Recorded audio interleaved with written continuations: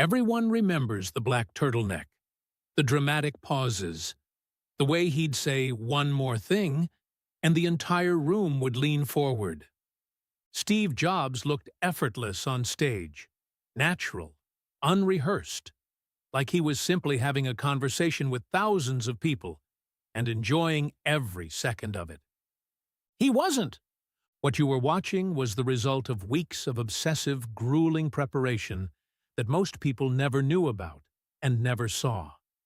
The effortlessness was the product of an almost fanatical commitment to rehearsal that would surprise even his most devoted admirers.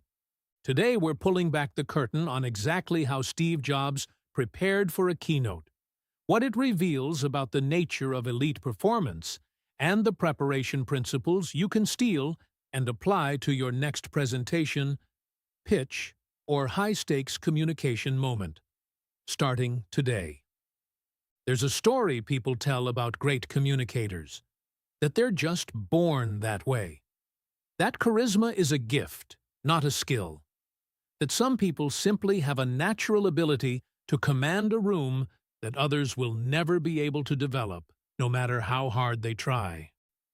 Steve Jobs is often held up as the ultimate example of this myth. He had the gift. He was a natural. Watch any Apple keynote, and it seems obvious. Nobody could rehearse their way to that level of presence and command. Except that's exactly what he did. Colleagues and team members who worked with Jobs on Apple keynotes consistently described the same preparation process. Weeks before any major presentation, Jobs would begin full rehearsals. Not read-throughs, not slide reviews, full run-throughs on a real stage with real slides in real time over and over again. He treated every keynote like a theatrical production. Every entrance was choreographed. Every transition between topics was deliberate. Every moment of silence was intentional. Every demo was rehearsed until it was flawless, and then rehearsed again with backup plans for every possible failure scenario. Jobs understood something that most presenters never grasp. The goal of rehearsal is not to memorize the presentation. It's to internalize it so completely that you no longer have to think about it at all. When you still have to think about what comes next, your brain is spending processing power on the mechanics of the presentation rather than on the audience in front of you. You can't make real eye contact when you're mentally reaching for your next line. You can't read the room when you're focused on your slide transitions.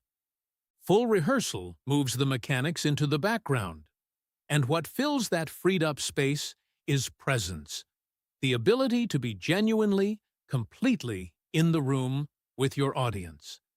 That's what people were seeing when they watched Jobs on stage. Not a gift. The result of preparation so thorough it had become invisible. University of Michigan researchers confirmed what Jobs practiced intuitively. In studies examining the relationship between rehearsal and delivery, speakers who rehearsed out loud showed dramatically lower cortisol levels, the primary stress hormone, during actual delivery compared to speakers who prepared silently.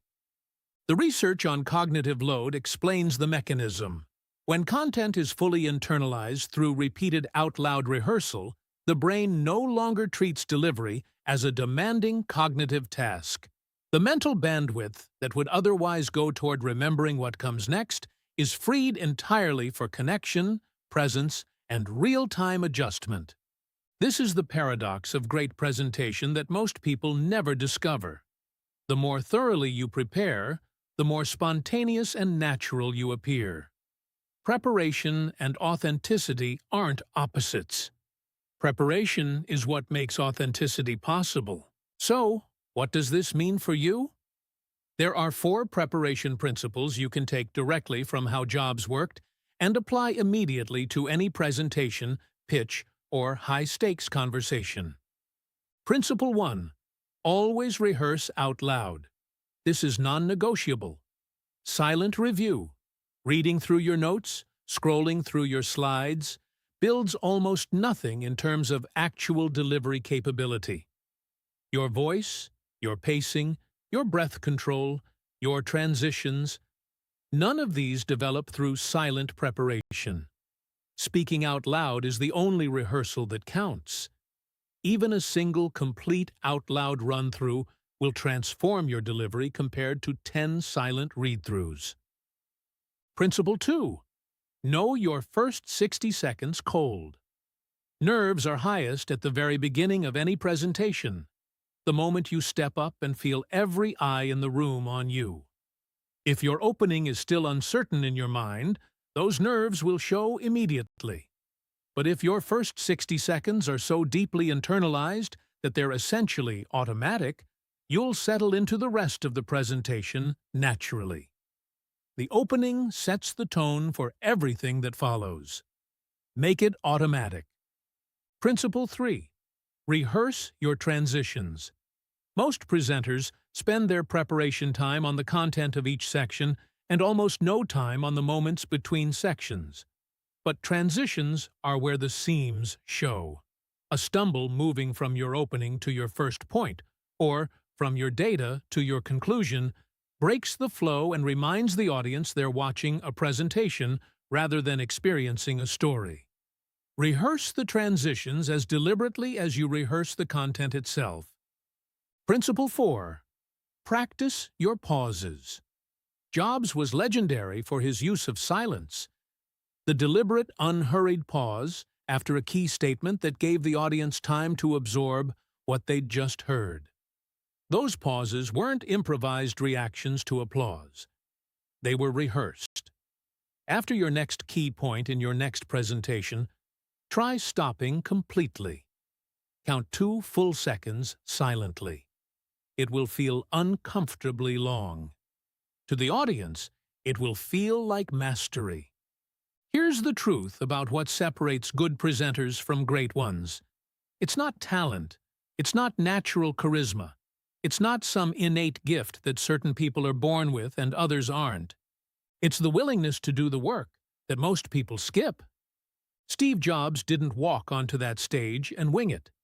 He walked on having done the work, so completely and so thoroughly that the work had become invisible. That invisibility is the goal. When preparation is deep enough, it stops looking like preparation and starts looking like effortless mastery. The good news is that you don't need weeks of rehearsal for every presentation.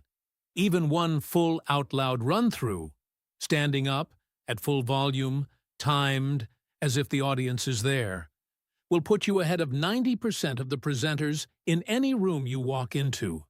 Start there. Do the work that most people won't. And watch how differently rooms respond to you. If you found this useful, subscribe so you don't miss next week's video.